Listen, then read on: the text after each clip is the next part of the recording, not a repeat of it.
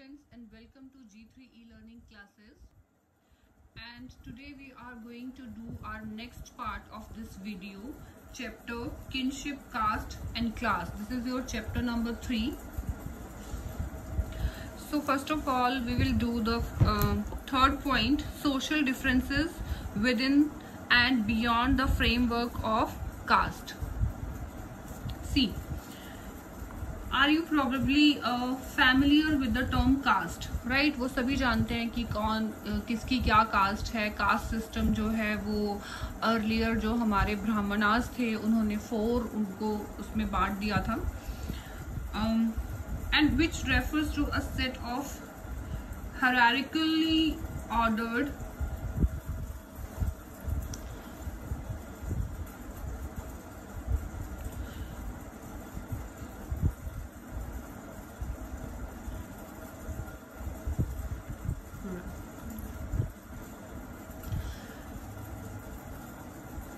You are probably familiar with the term caste, which refers to a set of hierarchically ordered social categories. See, ये हमें सबको मालूम है कि जो हमारे ब्राह्मणास थे उन्होंने जो कास्ट सिस्टम है उसको 4 उसमें जो है भागों में बांट दिया था. पहले ब्राह्मण, देन क्षत्रिय, देन वैश्य, देन शूद्र. Okay, the ideal order was laid down in the धर्म सूत्र and the धर्म शास्त्रास. और इनके बारे में हमें कहाँ से पता चलता है? धर्म सूत्र और धर्म शास्त्र से.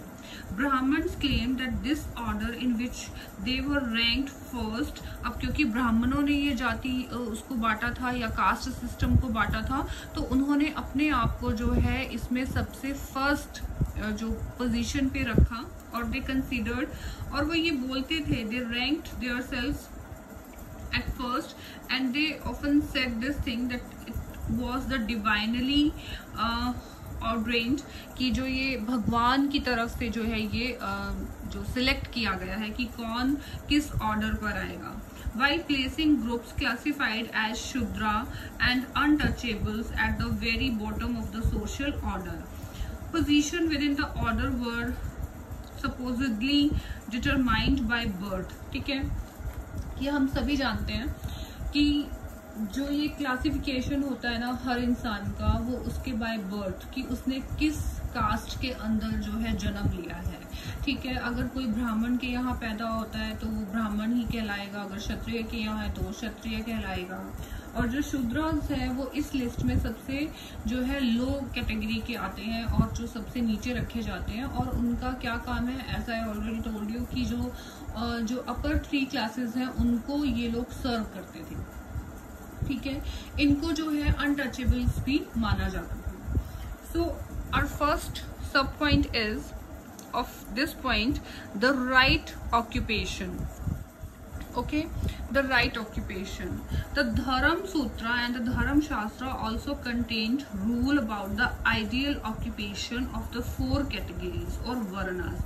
अब ब्राह्मणों का क्या काम था? right occupation क्या था ब्राह्मणों का? वेदों को पढ़ना, जितने भी रिचुअल्स हैं वो कराना. और क्षत्रिय जो है उनको माना जाता था कि वो जो है युद्ध करेंगे और अपनी प्रजा की रक्षा करेंगे.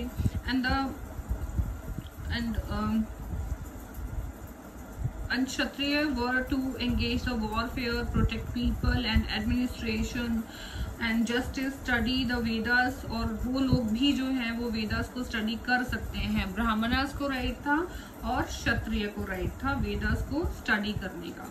Get sacrifices performed and make gifts.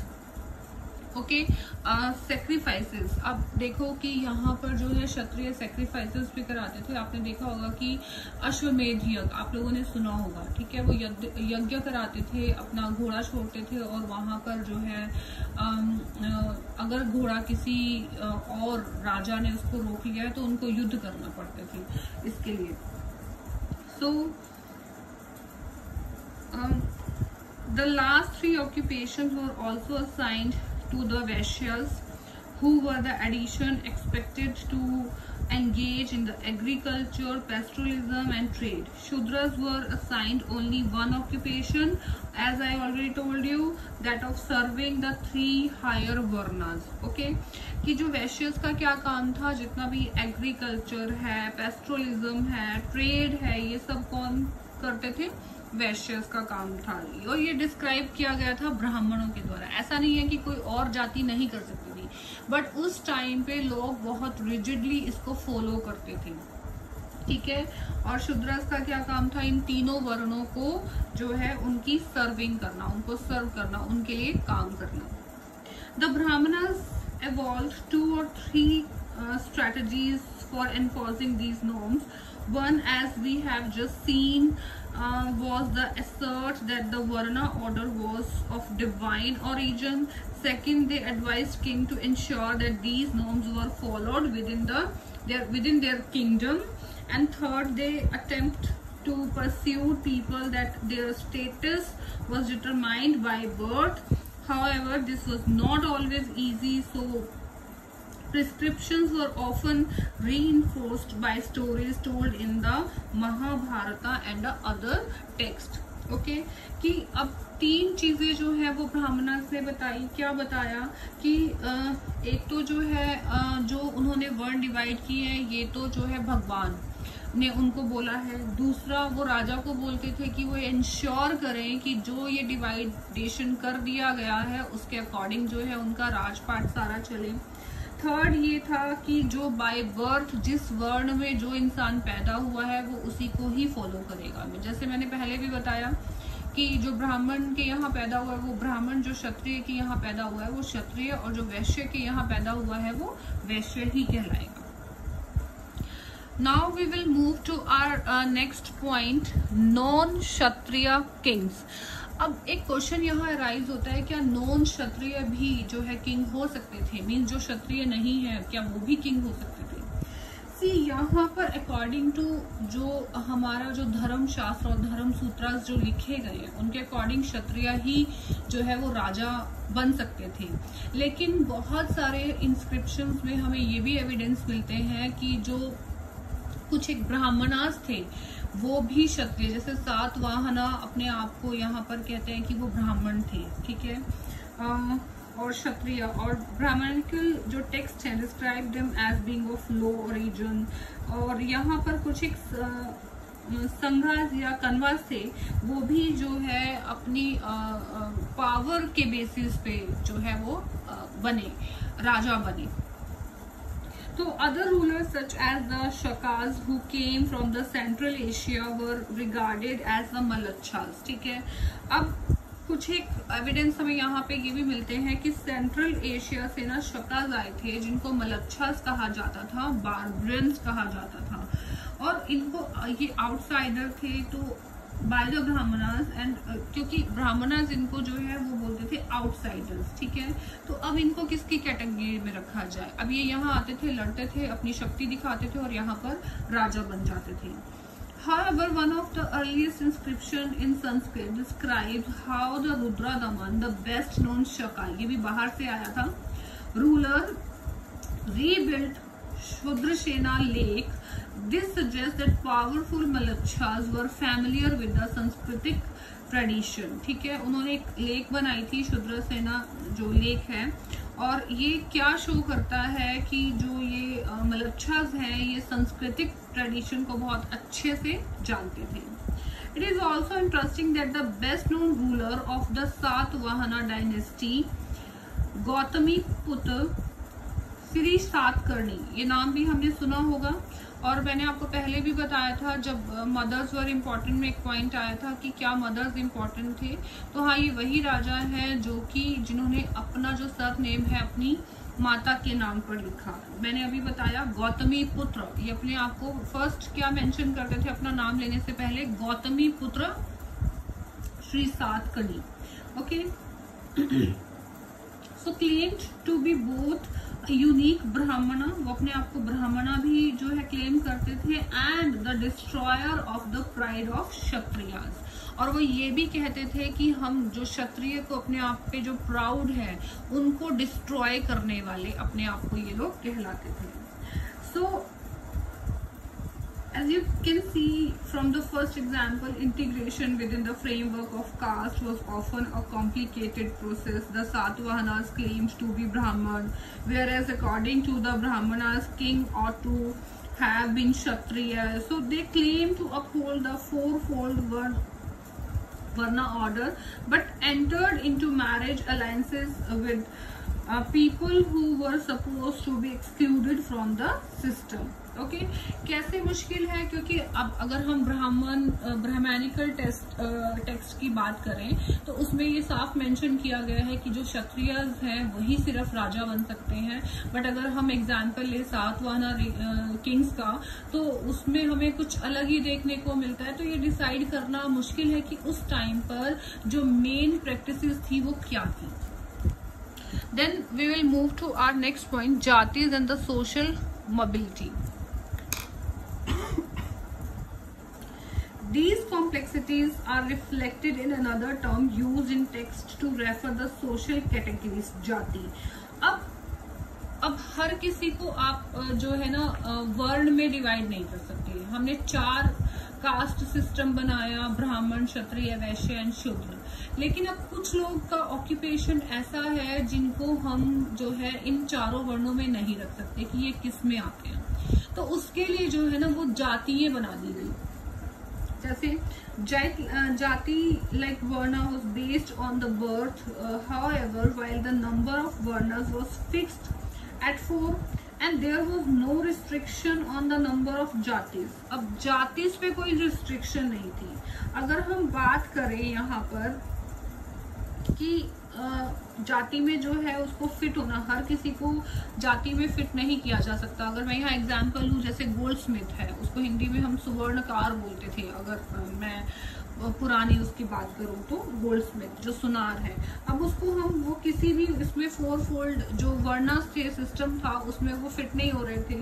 तो अब इनकी जो है ना एक जाति बना दी गई. उसको क्या कहा जाता है, सुनार, या और you can say the guilds, right. So we seldom come across the documents that record the historian of these groups, but there are exceptions. One interesting stone inscription from the Mandosar, Madhya Pradesh को पहले बोला जाता था मंदेसर. और ये एक जो है ना यहाँ पर एक हिस्ट्री है एक गिल्ड की जो सिल्क वीवर था. ठीक है, अब सिल्क वीवर को भी हम जो है वो वरण में जो है उसको फिट नहीं कर सकते. तो सिल्क वीवर था who originally lived in the लता. ये गुजरात, जो करंट टाइम पे गुजरात है उसको कहा जाता था. फ्रॉम वेयर वहां से हुआ क्या कि वो गुजरात से जो है ना वो मध्य प्रदेश की तरफ गया अपनी फैमिली को लेकर के, क्योंकि उसने सुना था कि जो मध्य प्रदेश में जो राजा है वो अपनी प्रजा के ऊपर बहुत ही उसको बहुत अच्छे से रखते हैं और बहुत ही काइंड है. तो क्योंकि उन्होंने उस राजा के बारे में बहुत सुना था, तो देन ही हैड डिसाइडेड कि वो जाकर वहाँ उस राज्य में शिफ्ट हो जाएंगे और एक पीसफुल लाइफ को जिएंगे. The inscription proved a fascinating glimpse of the complex social process and provides insight into the nature of guilds and shrines. Although membership was based on a shared craft specialization, some members adopted other occupations. It also indicates that the members shared more than a common profession. They collectively dedicated to invest their wealth on through their craft and construct a splendid temple in honor of the sun god. So our next point is beyond the 4 varnas. Integration. See,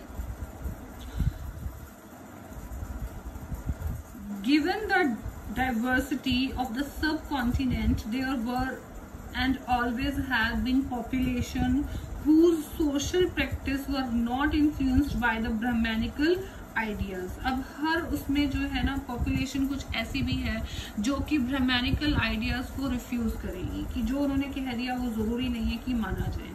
When they figure in Sanskrit text, they were often described as odd, uncivilized, or even animal-like. In some instances, these included forest dwellers, for whom hunting and gathering remained an important mean of subsistence strategies, and categories such as the Nishada, to which Eklavya is supposed to have belonged, are example of this, and others who were viewed with suspicion included populations such as nomadic pastoralists, who could not be easily accommodated within the framework of settled agriculture, and sometimes these who spoke non-Sanskritic languages were labeled as the Malachas. Okay, and looked down upon. There was nonetheless also a sharing of idea and belief between these people. The nature of relation is evident in some stories in the Mahabharata. See, जैसे कि मैंने आपको पहले भी बताया कि जो बहुत सारे लोग हैं जो कि ब्राह्मणों के द्वारा जो बनाए गए जो रूल्स थे उनको नहीं मानते थे, ठीक है। तो अब क्योंकि ब्राह्मण क्योंकि अपने आप को जो है वो हायर पोजीशन पे रखना चाहते थे, तो वो ऐसे लोगों को क्या बोलते थे कि they are animal like, they are uncivilised, ये सिविलाइज्ड नहीं है। ओके, और ऐसी कैटेगरी में वो लोग आते थे like मलच्छास।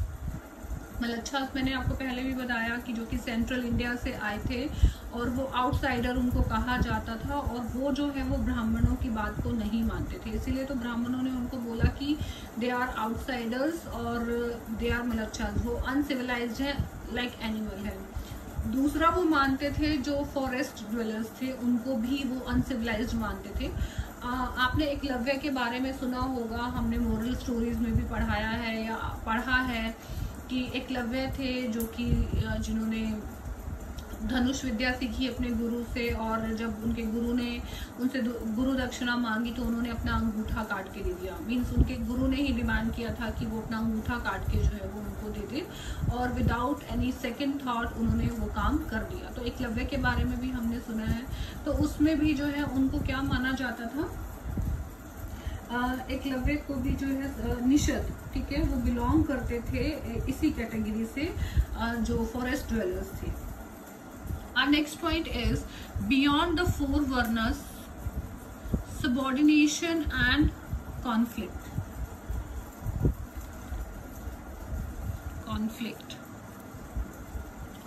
See, while the Brahmanas considered some people as being outside the system, जैसे कि मैंने बताया कि मलच्छास को मानते थे, and they also developed a sharper social divide by the classifying certain social categories as untouchable. This rested on a notion that certain activities, especially those connected with the performance of rituals, were sacred and by the extension pure. Those who consider themselves pure avoided taking food from those they designated as untouchable, in sharp contrast to the purity aspect. Some activities were regarded as particularly polluting. See, जो ब्राह्मण थे ना, कुछ लोगों को जो ये वर्ण व्यवस्था थी इससे ना इनको कुछ लोगों को बाहर मानते थे, ठीक है, उनको अनटचेबल जो है उन लोगों ने घोषित कर दिया था कि ये लोग जो है अनटचेबल है, और कुछ लोग अपने आप को बहुत ही पवित्र मानते थे। अब था क्या कि अब इन अनटचेबल्स को ऐसे कहा जाता था कि अगर ये किसी चीज को छुएंगे तो उसको जो है ये लोग एक्सेप्ट नहीं करेंगे। कौन लोग एक्सेप्ट नहीं करेंगे? जो कि बहुत ही रेपुटेटेड पीपल हैं और जो ब्राह्मणास हैं उसको एक्सेप्ट नहीं करेंगे। इवन इनके हाथ का खाना भी, अगर सपोज इनके हाथ से खाना भी टच हो जाता है तो ये लोग उसको टच मीन्स खाते नहीं थे। दूसरा ये था कि इनको पॉल्यूट करने वाला जो है माना जाता था। क्यों? क्योंकि इनका जो कुछ ऐसे लोग थे जो कि जैसे शव होते हैं, जो डेड बॉडीज होती हैं, उनके क्रिमिनेशन के बारे में काम, उसका क्रिमिनेशन का काम करते थे, और जो डेड एनिमल्स हैं उनको दबाने का काम करते थे। तो इसीलिए इन लोगों को क्या माना जाता था कि दे आर अनटचेबल और ये शुद्ध नहीं है। और इनको किसकी कैटेगरी में रखा जाता था? चंडाल की कैटेगरी में रखा जाता था, इनका चंडालस बोला जाता था। और ये जो अपना जो लाइवलीहुड है वो कैसे करते थे? जैसे कि वेजिटेशन पे ये लोग निर्भर रहते थे। दूसरा, हंटिंग करते थे। तीसरा, कि जो भी डेड बॉडी होती थी उसके भी जो रिमेन्स यानी कि जो उनके कपड़े हैं, यूटेंसिल्स हैं, उनको ये लोग यूज़ करते थे। ठीक है। एक मनुस्मृति में हमें एक स्टोरी भी सुनने को मिलती है या पढ़ने को मिलती है, वो ये है कि इन लोगों को ना गांव से या शहर से बाहर रखा जाता था, ये आउटर एरिया में रहते थे। और इनके लिए कंपल्सरी किया गया था कि जब भी ये जो है गांव में विजिट करेंगे या आएंगे किसी भी काम के लिए, तो पहले इनको कोई ना कोई साउंड करनी होगी, जिससे टैपिंग साउंड करनी होगी, जिससे वहाँ के लोगों को पता चल जाए कि ये लोग जो है यहाँ से एंट्री कर रहे हैं, और ताकि वो अपने अपने घरों में चले जाए। मीन्स उस टाइम पर लोग इनको देखना भी अशुभ मानते थे कि ये बैड ओमन को लेकर आते हैं। ठीक है। और इनको जो है रात में आना जो है मना था, ये रात को नहीं आ सकते थे। और इसके बारे में हमें जो चाइनीज बुद्धिस्ट मोंक जो है फैन शुई, उन्होंने अपने उसमें लिखा था, उन्होंने अपनी एक बुक लिखी थी अनटचेबल्स, तो उससे हमें पता चलता है। और कुछ लोग मानते हैं कि ये नॉन ब्राह्मिकल जो है टेक्स्ट है, तो हो सकता है कि इसको ऐसे दिखाया गया हो, लेकिन जो रियल प्रैक्टिसेस हैं इतने लार्ज लेवल पर शायद नहीं भी होती होंगी। So our next point is beyond birth, resources and status. So this point we will discuss in our next video. Thank you so much.